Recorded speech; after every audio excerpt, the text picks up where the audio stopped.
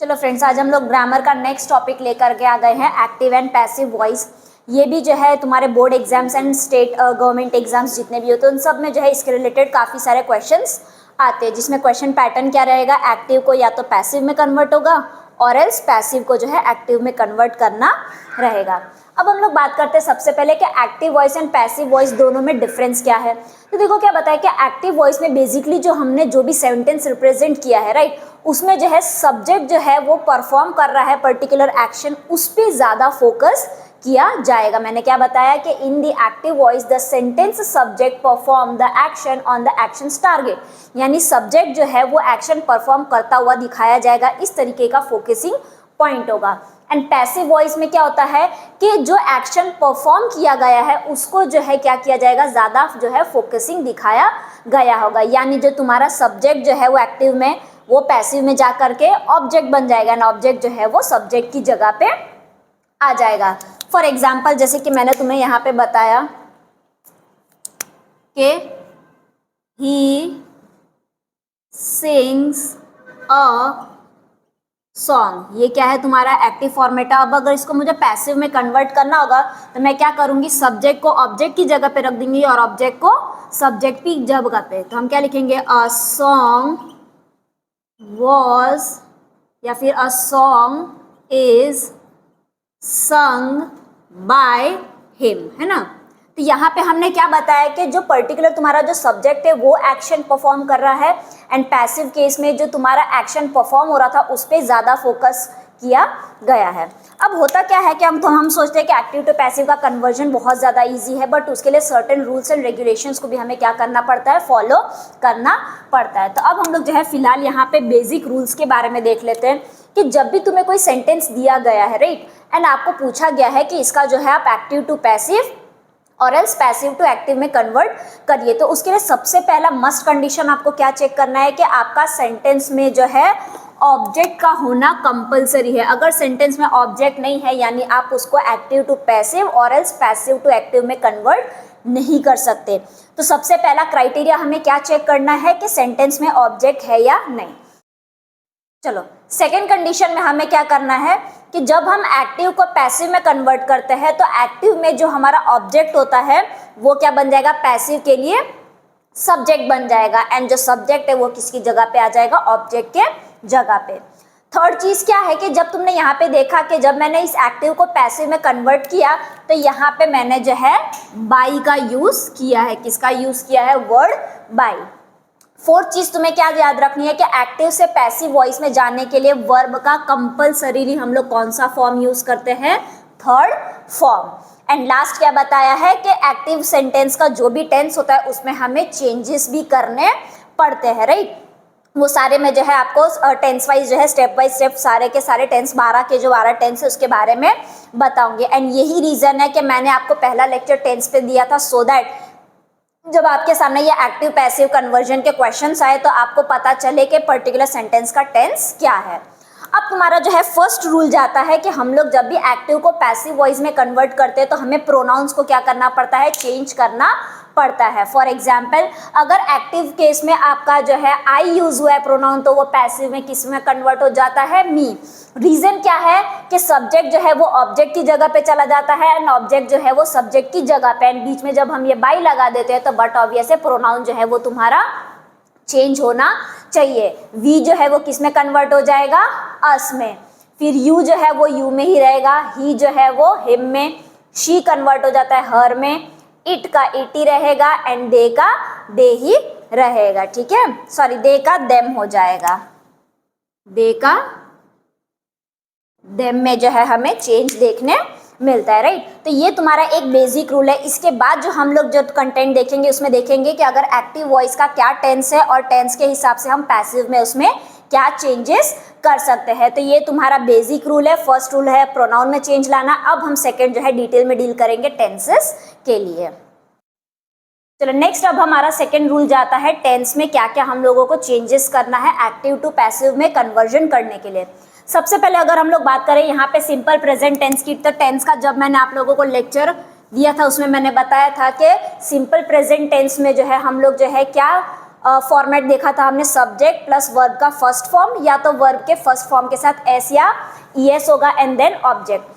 अब याद रखना, सिंपल प्रेजेंट टेंस अगर तुम्हारा एक्टिव केस है तो उसको पैसिव में जब हम कन्वर्ट करेंगे तो पहले आ जाएगा आपका ऑब्जेक्ट और फिर हमें helping verb is am are लगाना है। एंड मैंने फॉरमोस्ट रूल देखा था कि यहाँ पे वर्ब का पैसिव में हमेशा थर्ड फॉर्म यूज होगा। क्या यूज होगा? वर्ब का थर्ड फॉर्म, और फिर आ जाएगा आपका बाई एंड लास्ट में चला जाएगा आपका सब्जेक्ट। जैसे कि मैंने यहाँ पे सिंपल प्रेजेंट टेंस का एक एक्टिव केस लिया है, ही सिंग्स अ सॉन्ग। ये एक सिंपल प्रेजेंट टेंस है, इसको पैसिव में कन्वर्ट करना है तो मुझे इज एम आर लगाना पड़ेगा और ऑब्जेक्ट को आगे लेना पड़ेगा। तो अ सॉन्ग इज, सिंग का थर्ड फॉर्म क्या हो जाएगा? Sung by him. यहाँ पे जो तुम्हारा ही था वो प्रोनाउन किस में चेंज हो गया? हिम में। सेकेंड, अगर आपका एक्टिव केस जो है प्रेजेंट कंटिन्यूस टेंस में है, प्रेजेंट कंटिन्यूस टेंस का मतलब फॉर्मेट कैसा जाएगा? सब्जेक्ट, उसके साथ आपका इज एम आर आएगा, ऑब्वियसली चीजें कंटिन्यूअस है यानी वर्ब के साथ आईएनजी एंड लास्ट में रहेगा आपका ऑब्जेक्ट। अब जब मुझे प्रेजेंट कंटिन्यूअस टेंस के एक्टिव केस को जब पैसिव में चेंज करना है तो हम क्या करेंगे? ऑब्जेक्ट को फॉरमोस्ट पोजीशन पर लेकर आएंगे एंड इज एम आर के साथ हमारा यहाँ पे क्या लग जाएगा? बीइंग लग जाएगा। याद रखना, जब कंटिन्यूअस टेंस हो तो हमें क्या लगा देना है? हेल्पिंग वर्ब के साथ बीइंग लगा देना है। उसके बाद वापस वर्ब का थर्ड फॉर्म, फिर बाई एंड लास्ट में आ जाएगा आपका सब्जेक्ट। जैसे कि मेरा यहाँ पे लिखा हुआ है she is doing her work, ये प्रेजेंट कंटिन्यूअस टेंस है। इसको जब मैं पैसिव में चेंज करूंगी तो यहाँ पे वर्क जो है यानी जो ऑब्जेक्ट है वो सब्जेक्ट की जगह पे आ गया, तो work is being done by her, है ना। डूइंग का थर्ड फॉर्म क्या हो जाएगा? डन और बाय हर। थर्ड हम लोग बात करते हैं प्रेजेंट परफेक्ट टेंस की। प्रेजेंट परफेक्ट टेंस को हम कैसे जो है पहचानते हैं? तो सब्जेक्ट के साथ आपका या तो हैज होगा या तो हैव होगा, है ना। एंड उसमें हम लोग वर्ब का थर्ड फॉर्म यूज करते हैं, लास्ट में आता है आपका ऑब्जेक्ट। अब जब हम लोग प्रेजेंट परफेक्ट टेंस के एक्टिव केस को अगर जब पैसिव में कन्वर्ट करेंगे तो हमें ऑब्जेक्ट के साथ हैज और हैव के साथ क्या ऐड कर देना है? B double E N, bean. याद रखना, अगर कंटिन्यूअस टेंस है तो बीइंग आएगा एंड अगर परफेक्ट है तो वहां पे तुम्हारा हेल्पिंग वर्ब के साथ पैसिव केस में बीन जाता है। ये हमेशा याद रखना है कि कंटिन्यूअस टेंस है तो बीइंग एंड परफेक्ट है तो बीन। फिर आ जाएगा आपका वर्ब का थर्ड फॉर्म जो कि एक स्पेशल क्राइटेरिया मैंने पहले ही बता दिया था। फिर आ जाएगा आपका बाई प्लस सब्जेक्ट। जैसे कि मैंने यहाँ पे एग्जाम्पल में लिखा है कि I have written a story, तो a story has been written by me, right. And याद रखना, कभी भी कोई भी केस हो यानी प्रेजेंट परफेक्ट कंटिन्यूअस हो, पास्ट परफेक्ट कंटिन्यूअस हो या तो फ्यूचर परफेक्ट कंटिन्यूअस हो, इन तीन में कभी भी एक्टिव पैसिव का कन्वर्जन पॉसिबल नहीं होता है, राइट। तो हमारे पास जो है कन्वर्जन या फिर चेंजेस टेंस में किस किस में पॉसिबल है? Simple present tense, present continuous tense, present perfect tense and present perfect continuous tense में पॉसिबल नहीं है। जो चीज़ें तुम्हें याद रहनी चाहिए वो ये कि अगर एक्टिव केस में सिंपल प्रेजेंट टेंस है तो पैसिव में उसका क्या फॉर्मेट जाएगा?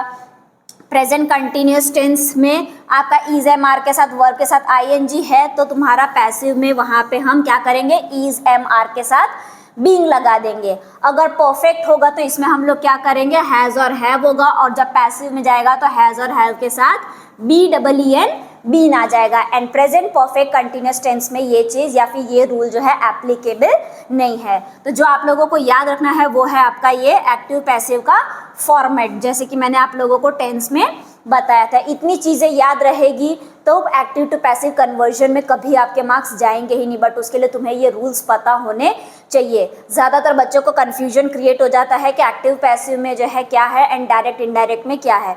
तो पहले जो है आज की क्लास में एक्टिव जो है अच्छे से एक्टिव पैसिव कंप्लीट करो, उसको अच्छे से थरो उसमें जाओ, देखो क्या क्या रूल्स एंड रेगुलेशन है, इसको अच्छे से पक्का करो। उसके बाद जो है फिर नेक्स्ट टॉपिक डायरेक्ट इनडायरेक्ट को हाथ लगाना, ठीक है। चलो नेक्स्ट हमारा यहाँ पे टॉपिक है simple past tense. Simple past tense का आपका जो है एक्टिव केस में फॉर्मेट कैसा जाएगा? सब्जेक्ट के साथ वर्ब का सेकेंड फॉर्म प्लस ऑब्जेक्ट। जब हम उसको पैसिव में कन्वर्ट करेंगे तो जैसे हम लोगों ने सिंपल प्रेजेंट टेंस में क्या देखा था कि हम लोग जो है उसमें helping verb is am are add कर रहे थे, वैसे ही इस केस में जो है वॉज एंड वेयर जो है वो क्या होगा? हेल्पिंग वर्ब के तौर पर ऐड हो जाएगा। यहाँ पे तुम्हारा आगे आ जाएगा ऑब्जेक्ट प्लस वॉज और वेयर प्लस वर्ब का थर्ड फॉर्म और फिर आपका by plus subject. For example he cleaned the house, right. यहाँ पे तुम्हारा सब्जेक्ट वर्ब का सेकेंड फॉर्म है और बाद में ऑब्जेक्ट, यानी ये सिंपल पास्ट टेंस है। इसको पैसिव में कन्वर्ट करना है तो पहले हमें ऑब्जेक्ट को आगे लाना पड़ेगा, यानी द हाउस, वॉज और वेयर में हाउस यानी सिंगुलर केस है तो was cleaned by her.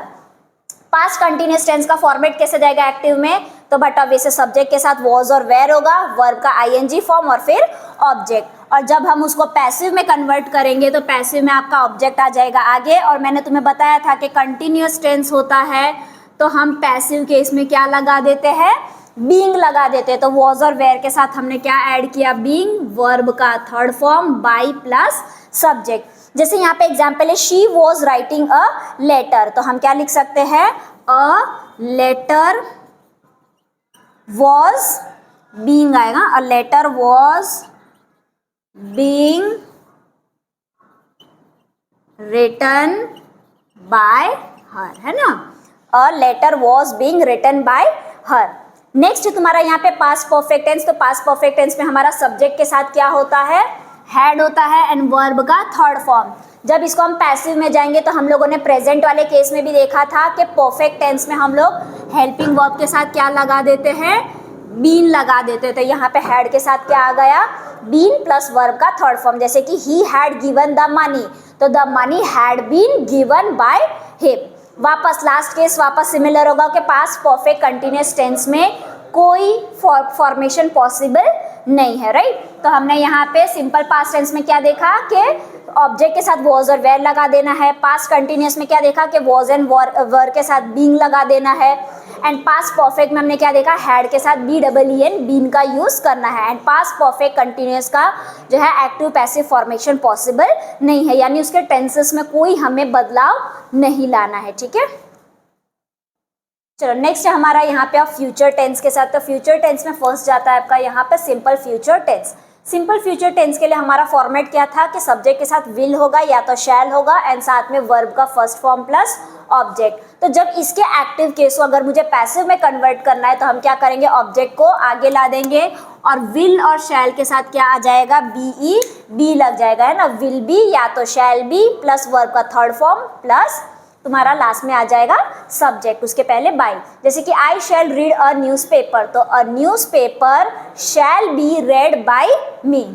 Future continuous tense में जो है याद रखना कि तुम्हारा जो फॉर्मेट होता है वो सब्जेक्ट के साथ विल और शैल के साथ बी लगता है, वर्ब का आईएनजी प्लस ऑब्जेक्ट, बट इसका पैसिव फॉर्म एप्लीकेबल नहीं होता है, ठीक है। ऐसे कुछ जो है तुम्हें जगह पे देखने मिलेगा कि यहाँ पे जो है वो लोग बीइंग लगा देते हैं, बट यूजुअली जो है इसका कभी भी जो है पैसिव फॉर्मेशन पॉसिबल नहीं होता है, ना ही इसमें और ना ही फ्यूचर परफेक्ट कंटिन्यूअस टेंस, दोनों में जो है आपका पैसिव फॉर्मेशन एप्लीकेबल नहीं है। एंड लास्ट आपका यहाँ पे बचता है future perfect tense. Future perfect tense के लिए हमारा फॉर्मेट क्या जाता है कि सब्जेक्ट के साथ जो है विल हैव होगा या तो शैल हैव एंड वर्ब का थर्ड फॉर्म। तो जब हम उसको पैसिव में कन्वर्ट करेंगे तो वो आपका क्या आ जाएगा, ऑब्जेक्ट के साथ विल हैव बीन या तो शैल हैव बीन। हमने देखा है कि परफेक्ट टेंस में हमेशा हम लोग हेल्पिंग वर्ब के साथ किसका यूज करते हैं, बीन का यूज करते हैं ना। तो विल हैव बीन और shall have been plus verb का third form plus by plus subject. जैसे कि एग्जाम्पल यहाँ पे दिया हुआ है I have finished the job, तो इसका आंसर क्या आ जाएगा, पैसिव फॉर्मेशन। तो the job will have been finished by me.